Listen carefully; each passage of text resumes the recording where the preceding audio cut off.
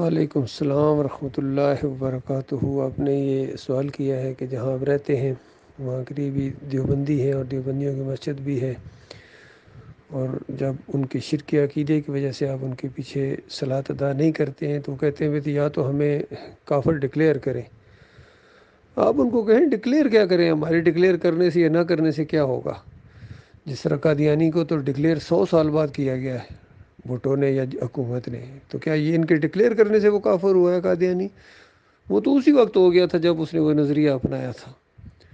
تو ان دیوبندیوں کو کہو کہ کوئی ایک لمحہ بھی تمہارے اوپر ایمان خالص کا آیا ہے؟ پہلا جو آدمی تمہارا عالم دین جس نے بنیاد رکھی ہے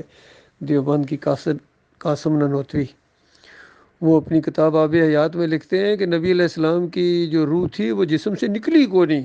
وفات کے وقت پورے جسم سے سکڑ کے دل کے اندر آ گئی، اور پھر جب قبر میں دفن کیا پھر پورے جسم میں پھیل گئی ہے اور قبر میں زندہ ہے۔ پھر واسطے وسیلے کا شرک ان کے اندر ہے، حیات النبی فی القبر کا شرک ان کے اندر ہے،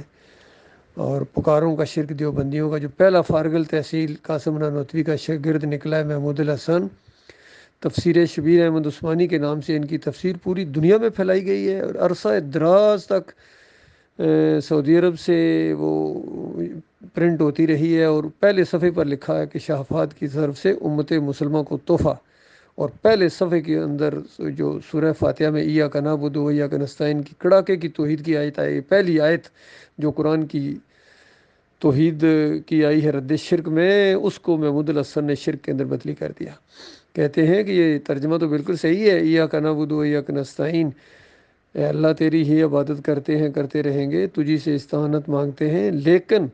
اللہ کے کسی مقبول بندے کو خالص واسطہ رحمت الہی سمجھ کر اگر ان کو بھی پکارا جائے عارضی طور پر غیر مستقل جانتے ہوئے تو یہ بھی اللہ ہی کو پکارنا ہے۔ بتائیے کہاں گئی توحید؟ اور سارا شرک انہوں نے داخل کر دیا قرآن کی تفسیر کے اندر، ان شرک پھیلانے والے مفسرین نے مارا ہے۔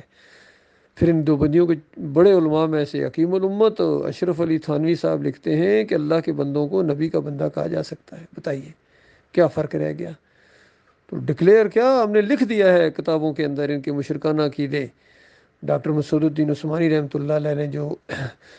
وفات النبی،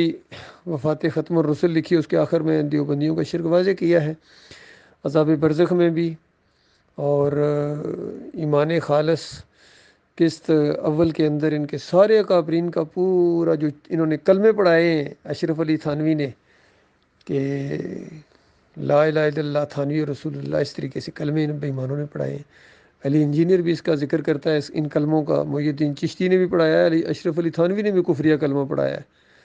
اور ہمارے میں اور علی انجینئر میں یہ فرق ہے کہ وہ انہی کے پیچھے نمازیں پڑھتا ہے، انہی کو اپنا لیڈر مانتا ہے، انہی کو رحمۃ اللہ علیہ کہتا ہے، اور ہم کہتے ہیں کہ جب ان کے عقیدے خراب ہیں، ان کے اماموں کے عقیدے خراب ہیں، تو ان کے پیچھے نماز پڑھنا یا ان کی اپنا لیڈر ماننا یا ان کو رحمۃ اللہ علیہ کہنا، ان کے مرے ہوئوں کو، یہ جہالت کی انتہا ہے، اور اللہ کے دین کے ساتھ غداری ہے، توحید کا مذاق ہے۔ تو بالکل دیوبندی تو خیر کوئی چیز ہی نہیں، اہل حدیث بھی، سلفی، اور یہاں کے ان کے عقیدے کے اندر شرک ہے، ہم نے ان کو للکارا ہے۔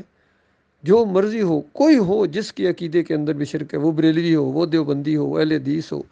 وہ جماعت اسلامی ہو، وہ تنظیم اسلامی ہو، کوئی بھی ہو جس کے عقیدے کے اندر خرابی ہے، جس کی نشاندہی لکھ دی ہے، صرف کہتے نہیں ہم لکھ دیے، ڈکلیئر ہو چکے ہیں یہ، باقی مانو یا نہ مانو، تم نہ مانو گے تو کیا نہیں ہوگا معاملہ؟ کوئی قادیانی مانتا ہے اپنے آپ کو کافر مشرک مانتا ہے؟ نہیں مانتے، نہ شیعہ مانتے ہیں، کوئی بھی نہیں مانتا، مشرکین مکہ بھی نہیں مانگتے تھے۔ تو یہ ان کا عقیدہ بالکل ثابت ہے مشرکانہ، ان کے پیچھے جو نماز پڑھتا ہے وہ بالکل ایمان کو نہیں سمجھا ہے، اللہ کی وقار کے اوپر وہ